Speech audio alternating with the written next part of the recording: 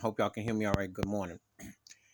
First are two basketball related videos in two different ways, but interesting cases. The first video is going to be about Kyrie Irving.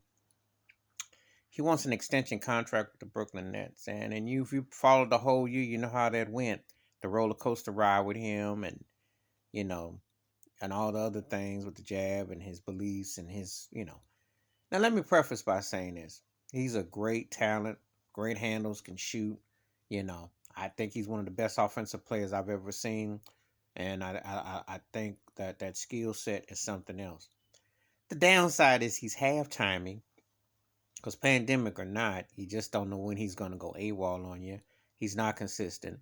He had it great in Cleveland. I still think David Black was the best coach he could have had, but LeBron ran him out. But that's another story, another time, another video. But when he won that chip in 2016, hit the big shot over Steph Curry, a historic comeback from 3-1, you know. And then he wanted pie in the sky.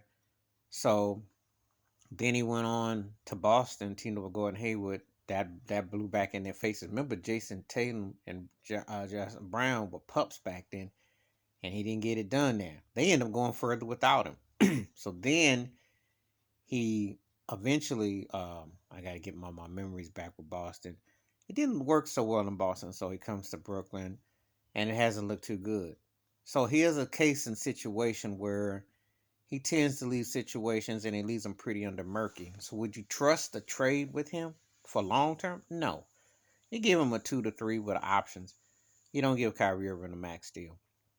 And I think that he is delusional. I know why he wants the bag, and I know what the upside, but the downside is it's a very slippery slope with him, you know.